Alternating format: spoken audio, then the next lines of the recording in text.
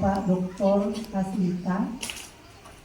Yang kami hormati Bapak Ibu Wakil Kepala SMP Negeri 17 Kendari, yang kami hormati rekan-rekan guru dan staf tata usaha ada SMP Negeri 17 Kendari, dan yang saya banggakan pemateri dalam hal ini calon kepala sekolah nanti yang insya Allah akan memaparkan hasil proyek kepemimpinannya.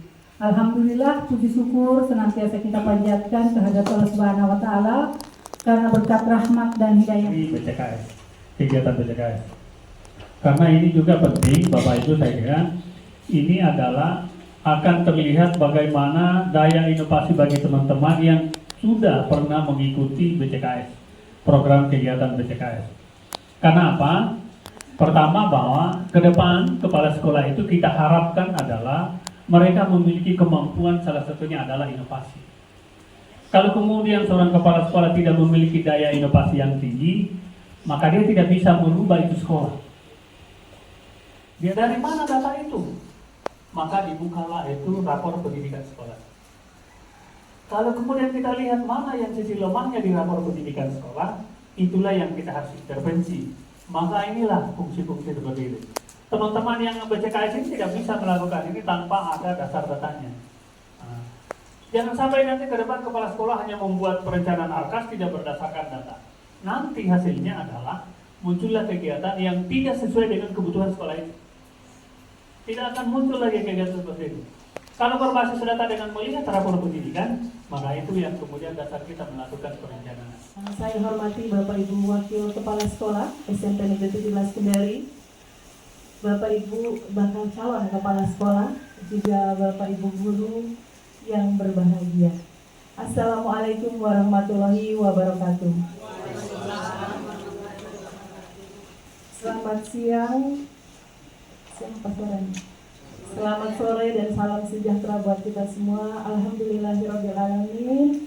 Puji syukur kita sampaikan kehadirat Allah Subhanahu wa Ta'ala, karena atas perkenannya lah sampai hari ini kita masih diberikan umur yang panjang, kesehatan, rezeki yang melimpah, dan kelancaran dalam berbagai aktivitas. Salawat dan salam juga kita sampaikan kepada junjungan kita Nabi besar Muhammad SAW. Semoga kita senantiasa istiqomah di jalannya. Alhamdulillahirrahmanirrahim. Pada sore hari ini, hari belajar guru akan kita isi dengan seminar rancangan transformasi kepemimpinan kepala sekolah, di mana untuk SMP Negeri 17 Kendari kita memiliki 2 orang BCKS. Jadi sesi ini akan kita bagi 2. Sesi pertama adalah rancangan dari BCKS pertama, gitu ya. Yang keduanya adalah angkatan pertama. Nah, alhamdulillah sudah bersama kita BCKS dari angkatan pertama, Bapak Saprin SPD MPD, yang nanti akan berbagi kepada kita tentang peningkatan kemampuan literasi peserta didik melalui bulan pentas literasi dan itu saja, bulan pentas literasi atau disingkat BPL ya. Jadi kita mau menyimak nanti ya Bapak Ibu. Ini kan transformasi, berarti itu adalah perubahan gitu ya, yang belum pernah ada sebelumnya. Kami berdua dengan Ibu Milan akan mengisi kegiatan komunitas kita, yakni dengan kegiatan seminar rancangan transformasi kepemimpinan sekolah. Nah, Bapak Ibu, rancangan kegiatan ini masih terkait dengan rangkaian kegiatan pelatihan bakal calon kepala sekolah. Nah, seperti yang disampaikan Ibu Kais tadi, bahwa kami alhamdulillah kemarin sudah dinyatakan lulus, tetapi masih ada kriteria atau persyaratan yang harus kami penuhi untuk mendapatkan sertifikat. Jadi kami sudah lulus tapi kami belum punya sertifikat. Nah, syarat untuk mendapatkan sertifikat itu adalah harus mengikuti atau melaksanakan seminar rancangan transformasi kepemimpinan yang sudah kami rancang pada saat kegiatan pelatihan calon kepala sekolah. Nah, Bapak Ibu, untuk judul yang saya angkat di sini yaitu peningkatan kemampuan literasi peserta didik melalui bulan pentas literasi atau BPL. Nah, ada inovasi yang saya inginkan adalah selama ini siswa itu hanya berliterasi dengan wali kelasnya masing-masing di sekolah, di ruang kelasnya. Nah, yang saya inginkan itu adalah hasil-hasil dari literasi guru dan siswa atau wali kelas dengan siswanya, ada satu kegiatan yang bisa menyenangkan atau menggembirakan untuk anak-anak kita, yaitu salah satunya dengan kegiatan pentas literasi. Nah, itu. Yang kedua, latar belakang itu kesulitan, ternyata siswa kita itu masih kesulitan memahami bacaan dan menarik kesimpulan. Nah, ini kita buktikan dengan kegiatan pembelajaran kita kelas. Di saat selesai kita pembelajaran, kita adakan refleksi. Di saat kita tanya apa yang bisa kita simpulkan dari pelajaran kita, ternyata masih banyak siswa yang tidak bisa menyimpulkan apa yang kita pelajari pada hari itu. Yang ketiga, masih rendahnya minat baca dan pemanfaatan sumber belajar. Jadi ini mungkin rendahnya minat baca, ini masalah hampir semua siswa di Kota Kendari secara umum atau di seluruh Indonesia, mungkin rendahnya minat baca dari anak-anak kita. Nah, dari sinilah saya muncul satu ide inovasi transformasi kepemimpinan nanti, yaitu terkait dengan bulan pentas literasi. Nah, muncullah tadi judul peningkatan kemampuan literasi peserta didik melalui bulan pentas literasi. Yang saya hormati Ibu Kepala Sekolah, Bapak narasumber, serta Bapak Ibu guru yang sempat hadir pada sore hari ini. Setelah saya menyimak apa yang disampaikan oleh Bapak narasumber, hemat saya ini adalah materi yang cukup bagus, materi yang sangat menarik, yang mana di dalamnya adalah menggambarkan persoalan yang dialami oleh peserta didik, kemudian solusinya, dan menarik minat peserta didik dengan materi pentas baca literasi. Ada beberapa catatan penting yang saya harus konfirmasi. Pertama, hari ini memang anak-anak kita dengan hadirnya informasi digital, dalam hal ini menggunakan HP, jarang sekali kita temukan siswa itu di luar sana itu membaca buku. Bahkan pun di perpustakaan sana, setelah saya amati itu, mereka hanya mengambil mata pelajaran. Tidak ada khusus untuk membaca buku-buku yang ada di sana, termasuk buku-buku agama yang di musola itu yang saya sengaja simpan di sana. Jarang sekali peserta didik kita itu cerdas membaca. Saya kira ini adalah tantangan. Kemudian yang berikutnya yang disampaikan tadi bahwa ada pentas, ada persoalan-persoalan. Saya hanya mengkonfirmasi bagaimana tindakan yang Bapak lakukan sekiranya jadi kepala sekolah dalam waktu yang tidak terlalu lama, yang Bapak programkan ini itu berkesinambungan. Karena banyak hari ini menciptakan program-program, tetapi kesinambungan dari program itu adalah selalu yang macet di tengah jalan. Dan ini bukan hanya di kita, tapi pada umumnya juga tercipta.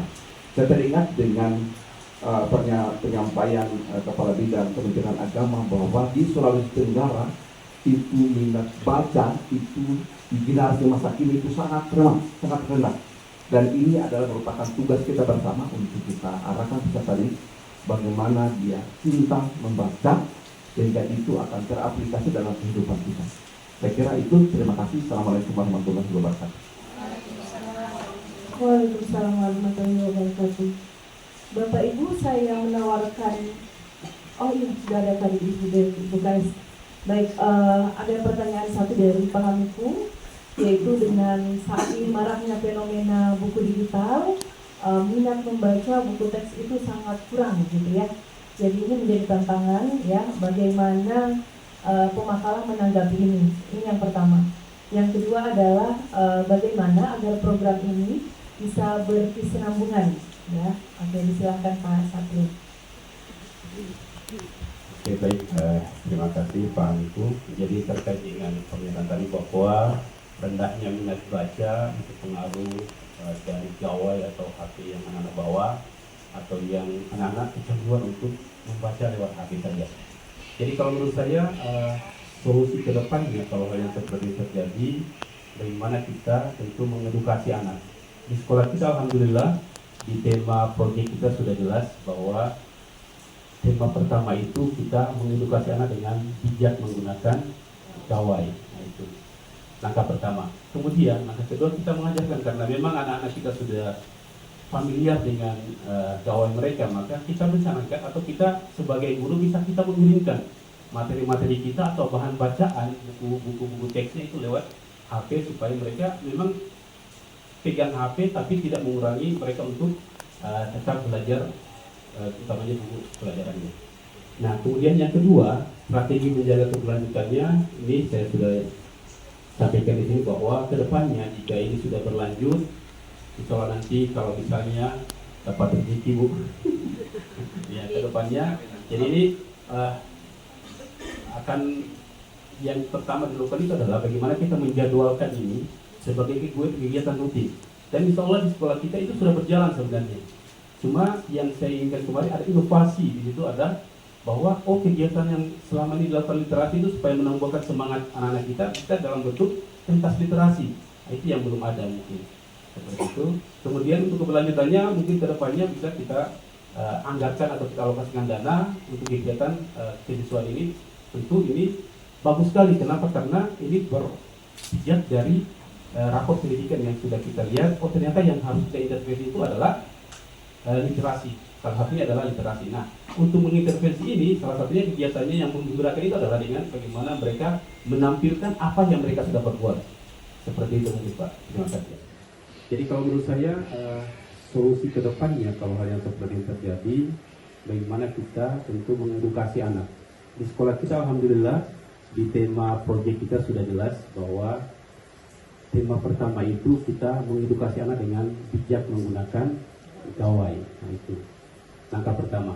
Kemudian langkah kedua kita mengajarkan, karena memang anak-anak kita sudah familiar dengan gawai mereka, maka kita mencanangkan atau kita sebagai guru bisa kita mengirimkan materi-materi kita atau bahan bacaan, buku-buku teksnya itu lewat HP supaya mereka memang pegang HP tapi tidak mengurangi mereka untuk tetap belajar, utamanya buku pelajarannya.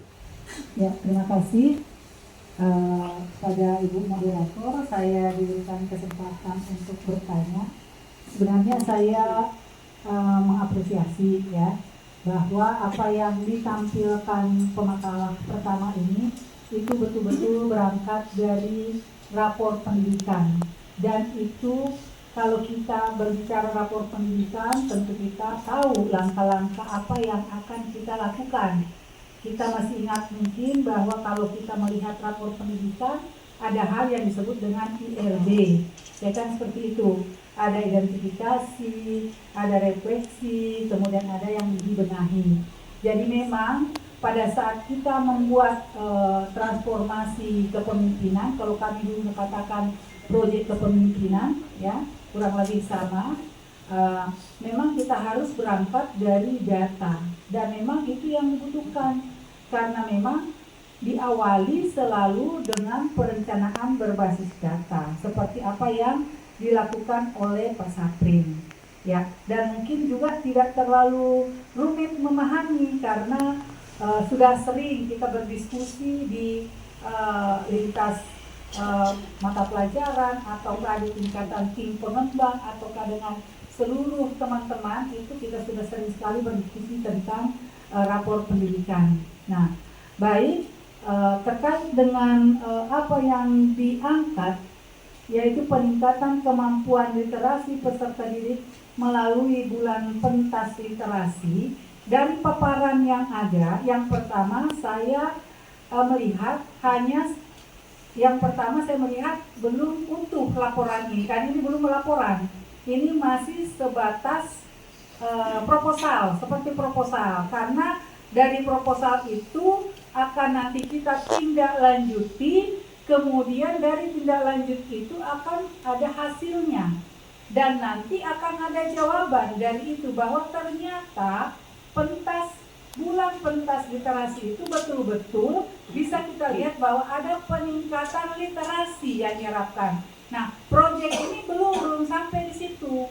Makanya waktu kami ini juga saya berbagi, waktu kami menjalani yang namanya diklat calon kepala sekolah, kami menjalaninya 6 bulan sampai proyek itu selesai.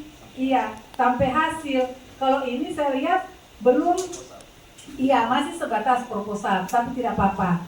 Kemudian itu yang pertama, yang kedua, karena ini masih sebatas proposal, ya, berarti nanti ada instrumen-instrumen yang dikembangkan sebagai keberlanjutan dari yang ini yang ditampilkan. Ada instrumen yang dibuat sehingga nanti menjawab bahwa setelah adanya ini memang ada peningkatan literasi pada siswa. Ya pasti seperti itu. Berarti yang pertama nanti instrumennya seperti apa ya.